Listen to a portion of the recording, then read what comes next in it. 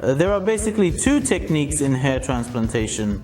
The first one is the classical technique, also known as the foot technique.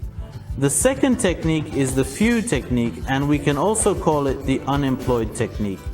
The classical technique is a technique that has been used for a long time, and its alphabet A, B, C, and A have been established. However, if our viewers and patients are wondering which technique is better among these techniques, I always think that the FUE technique is a more appropriate technique. Of course, there are two main reasons why the FUE technique is a more appropriate, better technique from my point of view. The first is that the success rate is much better. The second is that it is an unemployed technique that is compatible with our years of profession, the field we have been trained for so many years, that is aesthetic plastic surgery.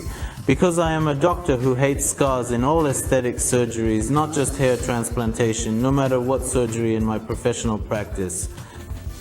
Therefore, the technique without scars and the technique with a high success rate will be the technique I will prefer in any case. I would like to briefly explain the foot technique and the FUE method. In the foot technique, that is, in the classical method, a strip of scalp is surgically removed from the nape area. Cut it out and cut it out.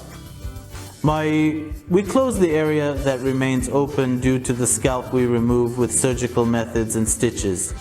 Since there is a potential risk of scarring here, I have not used this technique for about 4 or 5 years, even though I, as an aesthetic plastic surgeon, care very much about it because there is a potential risk of scarring. In the FUE method, we collect hair follicles one by one from the nape area with punch biopsy needles between 0.5 0.7 millimeters. Therefore, after an average of 4,005 days after this surgery, it will not be possible to see a scar on the patient's neck. Especially if we evaluate this in the long term, we can say that it is definitely an unemployed technique. Of course, as a doctor who has worked in the field of hair transplantation for many years, as we apply the FUE Gold method, which is a slightly more refined version of the FUE method, to our patients in our center, we have further reduced and refined both our transplantation success and our risks related to the scar.